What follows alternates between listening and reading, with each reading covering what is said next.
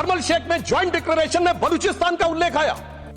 तो रुको जरा, सर मैंने तो बोला ही नहीं, मैंने तो सिर्फ ये तारीफ की वो जीते हैं। I have just put up the facts and nothing personal. I have said he has got. तो समझ जाएंगे कि लहूलुहान थी घाटी और झेलम डरी हुई थी, खामोशियां रातों की दिन में भरी हुई थी, और दहशत का था वो आलम कि डल लेक घूमने में गृह मंत्री के पग के नीचे धरती फटी हुई थी। खबर करो, समर्थन करने वालों के छाती में दर्द होने लगता है। उन्होंने बहुत दिन नाग पंचमी की, नागों को दूध पिलाया, हमने जन्मेजय का नाग यज्ञ करके दिखाया जिसमें सारे नाग आकर समाहित हो गए। ये बड़ी अच्छी बात कही आप। बर्फ के गोले के साथ खेलते नजर आ रहे थे। लगता है जीजा जी को भी खुशी का एहसास होना चाहिए। जैसा कि गाइस आप जानते हैं, बीजेपी के प्रवक्ता सिद्धांशु त्रिवेदी जी अपने धारदार शब्दों के लिए जाने जाते हैं और उनके सामने विपक्षियों के कबूतर उड़ने लगते हैं। और ऐसा ही कुछ इस वीडियो में होने वाला है। बुधवार को जब संसद में सिद्धांशु त्रिवेदी जी विपक्ष को जवाब दे रहे थे तो विपक्षियों के धागे खुल गए। विपक्ष के लिए कहा कि उन्होंने बहुत दिन नागों के लिए दूध पिलाया और कहा कि हमने जन्मेजय यज्ञ करके दिखाया जिसमें सभी नाग एकत्र हो गए। और कांग्रेस के युवा नेता भैया बहन सुरक्षित और मधुर वातावरण में बर्फ के गोले के साथ खेलते नजर आ रहे। और ये वही कश्मीर था जहां पर आतंकवाद और नक्सलवाद का इतना बढ़ावा था कि आए दिन हमारे हजारों सैनिक निपटाए जाते थे और इनके गृह मंत्री के पैरों के नीचे की जमीन फटी जा रही थी। आगे सिद्धांशु त्रिवेदी जी कहते हैं कि विपक्ष कबूतर उड़ाया करता था और आज हम गुरु गोविंद सिंह जी के बाज उड़ाते हैं। तो आज सिद्धांशु त्रिवेदी जी ने कांग्रेस को तगड़ा लपेट दिया जिससे विपक्षियों के पेट में उथल पुथल मच गई। तो चलिए देखते हैं आगे सिद्धांशु त्रिवेदी जी ने क्या कहा। 10 सितंबर 2024 को भारत के पूर्व गृह मंत्री सुशील कुमार शिंदे जी का बयान था कि मैं गृह मंत्री के रूप में जाता था तो डल लेक में मैं गृह मंत्री के रूप में होता था और डर के मारे उनकी क्या हालत होती थी वह शब्द संसदीय नहीं है। तो मैं अपनी स्वरचित पंक्ति में कहना चाहूंगा, हमारे साथी सब समझ जाएंगे कि लहूलुहान थी घाटी और झेलम डरी हुई थी, खामोशियां रातों की दिन में भरी हुई थी, और दहशत का था वो आलम कि डल लेक घूमने में गृह मंत्री के पग के नीचे धरती फटी हुई थी। और आप समझिए आज हमारी स्थिति यह है कि हमारे गृह मंत्री वो हैं जिनको देखकर आतंकवादियों की छाती फटने लगती है और आतंकवाद के समर्थन करने वालों के छाती में दर्द होने लगता है। सभापति जी, मैं कहना चाहता हूं, उनकी सरकार और हमारी सरकार में यह अंतर था जो भारत की परंपरा में है। उन्होंने बहुत दिन नाग पंचमी की, नागों को दूध पिलाया, हमने जन्मेजय का नाग यज्ञ करके दिखाया जिसमें सारे नाग आकर समाहित हो गए। तो मैं एक पंक्ति में कहना चाहूंगा, कश्मीर घाटी को लहूलुहान करने वालों सुनो, एक भी शहीद हुआ जवान नहीं भूले हैं और दूध भी पिलाते हैं परंपरा हमारी मित्र, किंतु नाग यज्ञ का विधान नहीं भूले। और मैं ये कहना चाहता हूं, दूसरा उदाहरण, एक सिर्फ दूसरा उदाहरण, हमारे कांग्रेस के युवा नेता जिन्होंने तथाकथित भारत यात्रा निकाली, उसी कश्मीर कहते हैं कि हालात नहीं बदले। इस पूरे देश ने वो दृश्य देखा जब भैया और बहन दोनों सुरक्षित वातावरण में मधुर मनोभावों के साथ बर्फ के गोले के साथ खेलते नजर आ रहे थे। और ये वही कश्मीर था जहां उनके गृह मंत्री के पैर के नीचे धरती फटी जा रही थी। इतना बड़ा बदलाव भी दिखाई नहीं पड़ता। मैं पूछना चाहता हूं मेरे भाई कि अगर आप ये कहना चाहते हैं वही कश्मीर था जहां ऐसा इसके झंडे दिखाई पड़ते थे, जहां पाकिस्तान जिंदाबाद के नारे दिखाई पड़ते थे, वहां पर अगर आरजी और पीजी दोनों एक साथ सुरक्षित थे, एसजी भी खुश रही होंगी, मुझे लगता है जीजा जी को भी खुशी का एहसास होना चाहिए। मैंने किसी का नाम नहीं लिया है।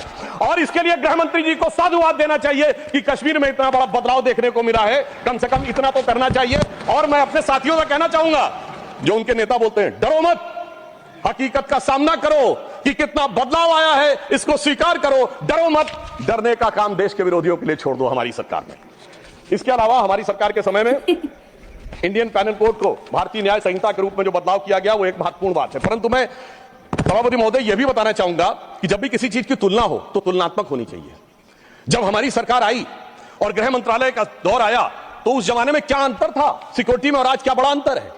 राष्ट्रीय सुरक्षा सबसे प्रमुख दायित्व है, जैसा कि हमारे साथी ने कहा, लॉ एंड ऑर्डर तो स्टेट का सब्जेक्ट है, पर राष्ट्रीय सुरक्षा गृह मंत्रालय की बात मैं पूछना चाहता हूं। हमारी सरकार आने से पहले दिल्ली में धमाके नहीं होते थे क्या? मुंबई में नहीं होते थे? चंडीगढ़, गुवाहाटी, लखनऊ, फैजाबाद, जयपुर, नागपुर, हैदराबाद, कौन सा ऐसा शहर का जहां धमाके नहीं होते थे? चलती ट्रेन में धमाके, चलते बस में धमाके, लोकल ट्रेन में धमाके, और लिखा रहता था बस अड्डे पे धमाका, रेलवे स्टेशन पे धमाका, लिखा रहता था छूना नहीं धमाका हो जाएगा। मगर इसके बावजूद आज वो केवल दक्षिण कश्मीर के 4 जिलों तक सीमित हो गया है। इसके बावजूद इतना बदला हुआ नजारा नजर नहीं आता है। यह दर्शाता है कि कितना पूर्वाग्रह की दृष्टि है। और यह भी मैं बताना चाहता हूं, इस सरकार, पिछली सरकार के शासनकाल में जांच के अंदर किस प्रकार का कार्य हुआ, मैं 2 चीजों का उदाहरण देना चाहता हूं। समझौता एक्सप्रेस केस दुनिया के इतिहास का इकलौता केस होगा कि पहले वहां सरकार जांच कर रही थी कि पाकिस्तान ने कराया, अचानक यू टर्न ले लिया और तथाकथित हिंदू आतंकवाद पे आ गए। किस आधार के ऊपर? आरोपी के रूप में असीमानंद जी का जेल में इंटरव्यू। मैं पूछना चाहता हूं, जेल में इंटरव्यू कैसे हुआ? बजाय इंटरव्यू लेने वाले पे कार्रवाई होने के, पुलिस के सामने दिया गया बयान एडमिसिबल नहीं होता है और इंटरव्यू के आधार के ऊपर चेंज कर दिया। जबकि डेविड कोलमैन हेडली की तीसरी पत्नी फौजिया का अमेरिका में दिया इंटरव्यू है जिसमें सीधे सीधे उसने कहा कि यह पाकिस्तान का इन्वॉल्वमेंट था। दूसरा उदाहरण देना चाहता हूं, इशरत जहां केस। यह दुनिया के इतिहास में इन्वेस्टिगेटिव एजेंसी में एक अद्भुत उदाहरण होगा कि पहले भारत की आईबी और सीबीआई दोनों कह रही थी कि इशरत जहां आतंकवादी है, फिर अचानक सीबीआई ने स्टैंड चेंज कर दिया और कहा वो आतंकवादी नहीं है। मगर सभापति महोदय, आईबी चीफ कहते रहे कि वो आतंकवादी है। यानी ऐसा विचित्र उदाहरण था कि एक ही सरकार की 2 एजेंसी एक दूसरे के खिलाफ बोल रही थी। और जब हमारी सरकार आई और वो हलफनामा बदलने का आधार पूछा गया तो सभापति महोदय फाइल गायब थी।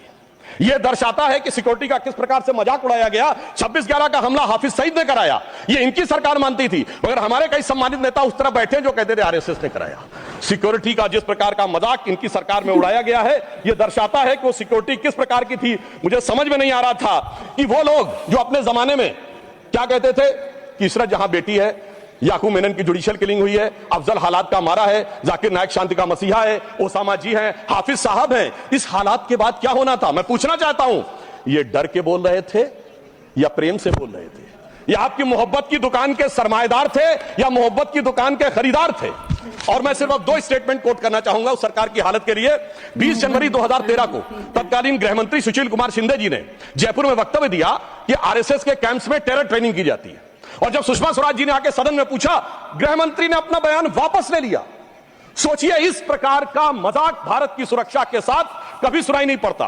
और 14 जुलाई 2011 को कांग्रेस के एक चिर युवा नेता जो चिर क्रोधित और चिर आक्रोशित रहते हैं, उन्होंने एक वक्तव्य दिया था, but terrorism is something that is impossible to stop all the time. यानी हमेशा के लिए आतंकवाद को रोकना मुमकिन नहीं है। सभापति महोदय, जिस सरकार का चाल चलन ऐसा था उसके हालात में रोकना मुमकिन नहीं था, पर आज मोदी जी की सरकार है तो मोदी है तो मुमकिन है, वो हमने करके दिखाया।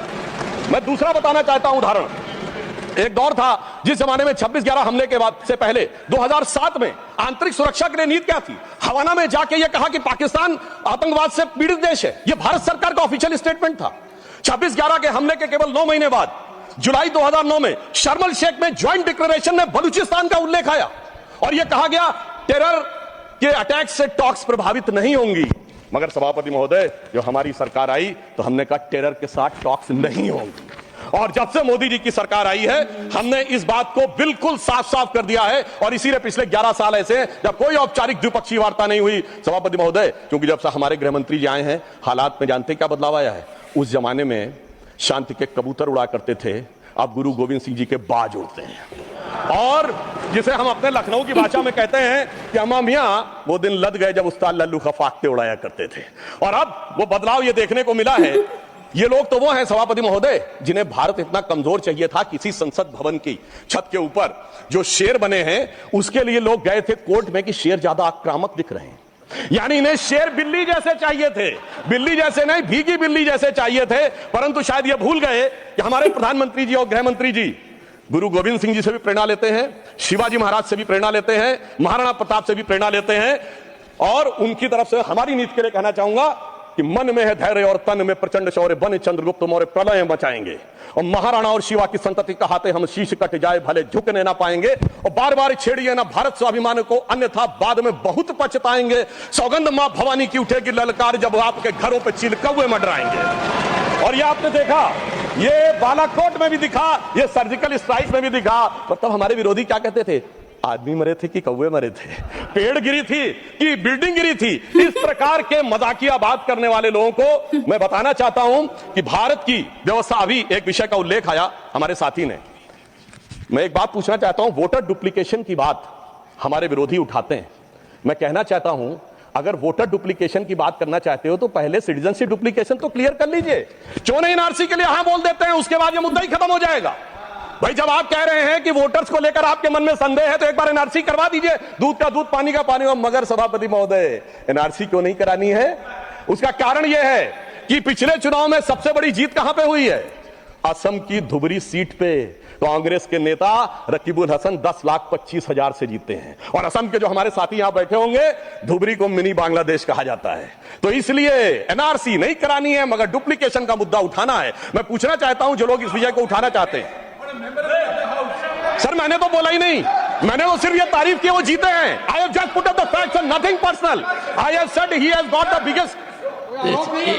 सर हमने तो सिर्फ एक डाटा बताया है।